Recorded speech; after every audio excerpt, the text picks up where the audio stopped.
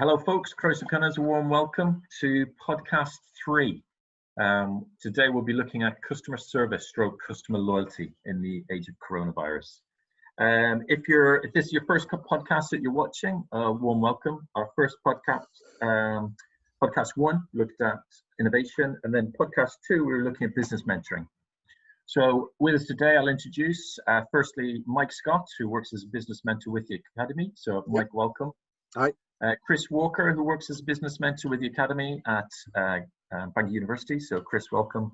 And Eleni Jones, who also works as a business mentor with us on the Academy. So today we're looking at customer service in the age of coronavirus. So we're in lockdown week 11, a little bit of movement, so we can now meet folks from other households. So Chris, I'll start with yourself. Customer service in the age of coronavirus. Indeed. Customer service, customer loyalty. We're living in the time of the new normal, which is chaotic, and for business, that's a very difficult place to be.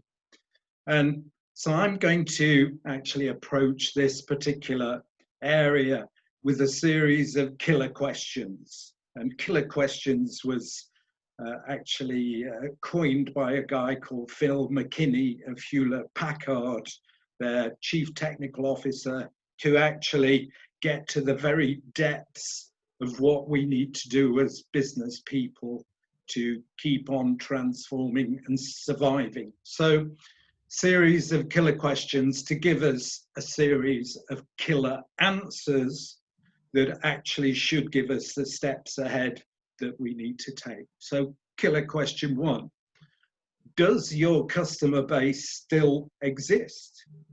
And we can talk about this later. Some of these questions are a little bit unnerving, but they need to be asked. Do you know if your customers are still loyal? And I guess by that I mean that with lockdown, we've been separated to some extent, or some businesses more than others, from our customers. And the suggestion here is, don't assume that when lockdown or things change, that your customers come with you. So proactivity required. How has the market changed, both for your products, services, or platforms, what you've actually been delivering to your customers? Things have changed. So is what you're actually producing what your customers will actually want or do want? So in terms of that, does your value proposition still provide value to your customers? And clearly, if not, we'll go back to podcast 1 and time to innovate, time to think outside of the box, think of different things. And so out of that, I guess what we're really looking for, as far as I'm concerned, is very much proactive customer attention. And how do we keep in touch with them, even though we're not transacting with them? How do we keep them with us at the top of the list? And perhaps more importantly, and finally for my comment, is in what ways do we need to change our value propositions in order to actually match the new market? And targeting new customers is absolutely crucial.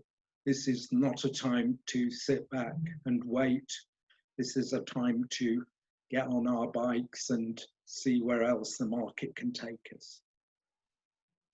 So I like that, Chris. So killer questions. Mike, what are your opening thoughts?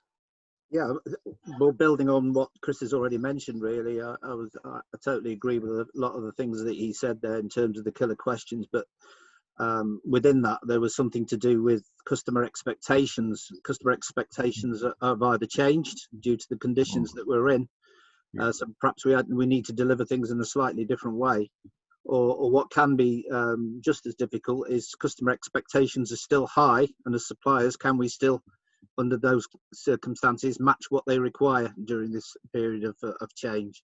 And sometimes our own personal situations as suppliers makes it less easy to be able to provide that level of customer service that perhaps we were able to command beforehand. Yeah. So I think in terms of really asking those questions around the return on expectations, so understanding what our customer expectations are during this period of time, are they the same as they were before, and can we deliver, or have they changed and can we deliver? So I think most people wouldn't in business understand ROI as return on investment, but I think just as important these days is ROE, return on expectations, and can we manage that, and making sure our businesses are fit to supply that level of customer service during difficult period of time. Yeah, that's true. And I think when we look at customer expectations, clearly one of the expectations that has moved right to the top is, you know, am I safe when I'm coming into your store or business? Yeah. So we've seen lots of businesses trying to adapt to that, to make sure that folks are safe. And it's interesting then, because that's throwing out new patterns and changing loyalties, you know, as that expectation has risen. Yeah, making sure. Larry, what are your sorry? Yeah, I'm just making sure that consideration of your customer's requirement in that area is absolutely clear. Yeah, absolutely. So good stuff. Larry, your opening thoughts? Is finding out really, coming from what Chris said and Mike, is finding out what is really important to our customers now, because times have changed. A lot has happened in the last few weeks. So I think we need to look at our business model and making sure that every process, everything that we do are completely customer focused and focusing on, you know, what is important for them. Either it's being safe or feeling that they're being appreciated or they're feeling good about themselves, is really finding out what is important for them. Yeah, that's true. And you mentioned business model there, Larry, and, you know, we're just obviously doing a bit of work on a new sort of course, currently called COVID Reboot, working title, but where, you know, we look in more detail at folks' business models, because some people's business models have just collapsed. Some are disappearing and some are wondering where the future model is going to be. So, Chris, I'll come back to you then with some of the killer questions that you're asking about, you know, are customers still loyal? One of the issues that's come up is, you know, some folks were used to talking with their customers when they were coming through the door, but they're now shut. And those customers aren't coming through the door. So they're suddenly finding that we've lost that ability to communicate, which has highlighted the need for social media. So what are your thoughts on that? Yeah, indeed. I guess the example I'm going to give is a good example of kind of a change of business model because it had to change. It's the local butchers and grocers that actually provided through the door, and as you're saying, the usual interchange and chats, etc., now closed, but they've actually both gone online, and so they've recreated their website so that you can order online and they deliver. And their delivery is absolutely spot on. They usually kind of knock on the door and shout hi through the window and leave the package. So there's almost a new kind of set of behaviors about staying safe, still having communication, but a business that has changed its model so that it's actually got a van now and delivering, etc., which we find wonderful. So it's actually added to their value proposition, and being able to fill out your shopping list online. Fantastic. So an example of a business that hasn't been snoozing and has been recreating its business model to stay very much ahead of the game. Yeah. And you're right, in podcast one, we looked at, you know, innovation, and the coronavirus situation has forced businesses to innovate very quickly and have to adapt, because for some it means otherwise they will not survive. And then we have the flip side where we have some businesses who are thriving. So they've suddenly actually got piles more customers coming through the door. So what are your thoughts on that, Mike? Yeah, I've got a couple of clients I'm dealing with at the moment where that's happened to them. So one company is a hot tub company who have fairly regular sales, should we say, throughout the year, that makes them a relatively successful business. But due to the lockdown situation, their business has gone through the roof at the moment, in terms of people deciding to invest and spend and enjoy using a hot tub rather than perhaps going away on holiday.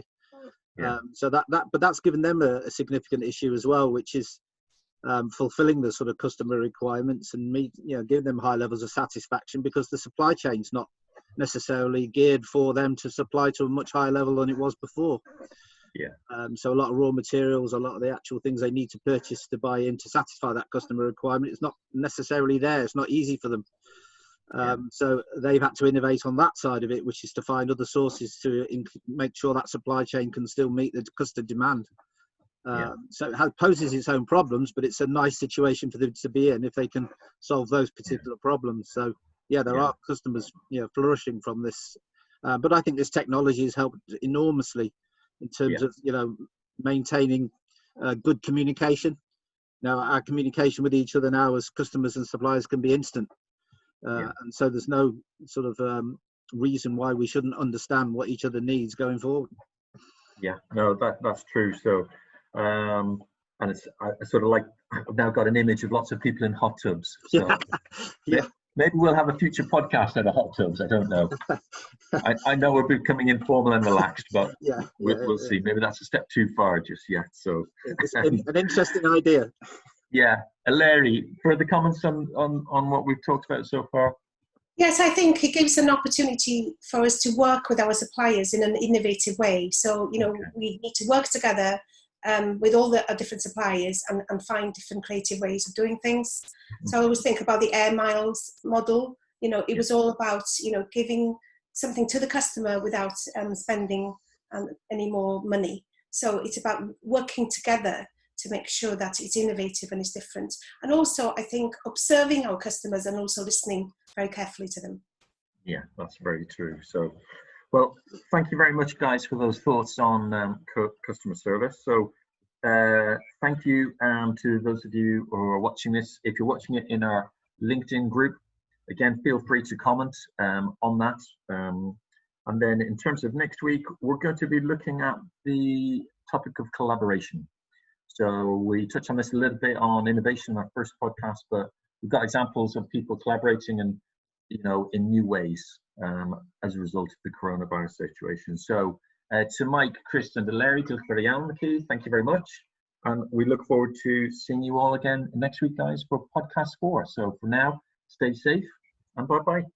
Thanks, Lawrence. Cool.